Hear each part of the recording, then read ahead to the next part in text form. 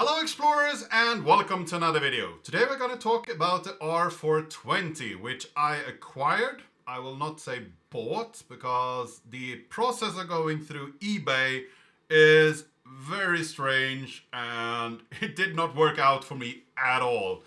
So I went to eBay, found an old R420 or an old 320, and that was suggested. You should install one of those in your rack. That will give you 4 drive bays that you can actually have in your Ceph cluster, which would be a really good thing. And I have never had any luck with hardware, so of course I didn't get a 320, I get a 420. Because the seller wanted to do me a solid, and the 420, and I think the 320 as well, is a lot larger than my rack can actually handle.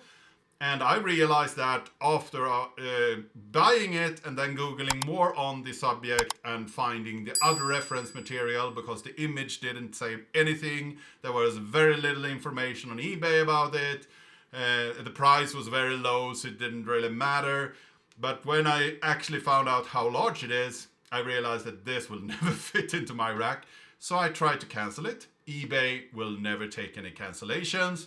I messaged the seller multiple times trying to cancel it and discussed it a lot with them after I actually reached them, which took weeks. And when they actually said, okay, we want to help you out here and actually cancel it, they said that it will be canceled and sent back to them. And then it arrived at my home anyway. So yeah, I got it. Nobody will pick it up and take it back, so I guess I will use it now, which is a very strange situation. But it's too large for my rack, so it will look very stupid. But it's pretty good machine, and it will do an extra to my Ceph cluster, but it's not my ideal choice. Yes, so let's look at what's in this R220 then. Oh, 420. So first off, you have 4 drive bays up here, one that I have actually put in a hard drive into, and the other ones has these kind of inserts where you can put a hard drive, but it didn't have any cages with it, so I bought this cage, or I bought 3 of these cages so I could put in more hard drives. I also bought this 18 terabyte drives that I will put into my Ceph cluster as soon as this video is done.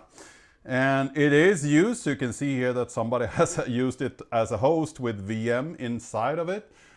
And yeah, it's pretty much it. If you open it up, we're just pulling this one back, and then you can take off the lid. So here we have the full machine, and currently I have 1 CPU in here. This is hot. This over here is cold, so there is no CPU down here. You are using 3 sticks of 8 gigabytes of memory, so 24 in total.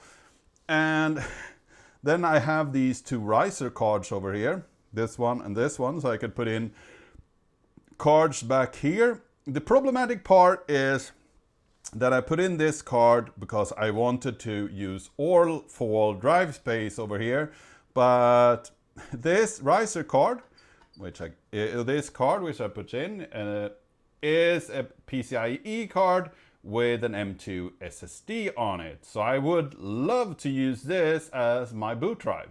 Problematic part is that this BIOS didn't support that out of the box. Somebody said that I could use a Clover USB stick, and you can actually hide a USB stick inside here because you have an inside USB. So this USB here has Clover on it, but it didn't help. It didn't help at all. I couldn't get that riser card to work. Either this card is broken, but I don't think so, or the BIOS just don't support it. So, and these fans over here are really fast, can cool this machine really good, but it's made for server usage in a server room, so they don't really mind the extra loudness.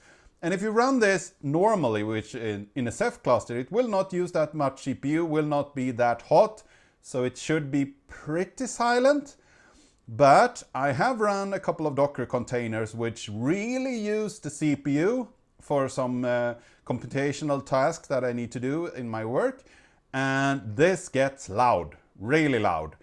So if you want to sit and actually work or record, which I usually do in here, this is not a good machine to have in here. So maybe in the future when I start the recording, I might be required to turn this machine off. But because it's a Ceph cluster, it should be fine to turn the machine off for a little while.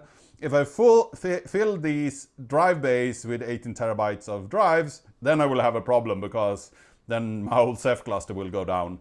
That will not be good. One is fine, and in the future I will probably have more machines that will not be this large, because this did not fit in my rack at all. So this is an inside of Dell R420, and you can see over here that I only use one power supply, so there is actually an empty space here that I could put in a redundant power supply.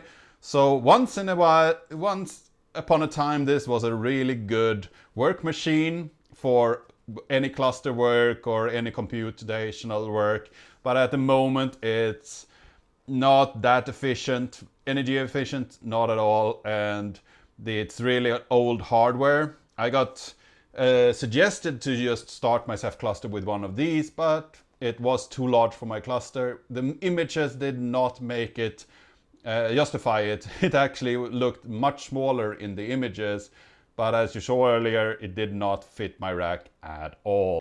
So this was what I wanted to cover today. I hope that you found this interesting. I hope that you learned something. If you like this video, give it a like, share it with your friends and colleagues. If you haven't subscribed yet, please do that. And I really hope to see you in the next video.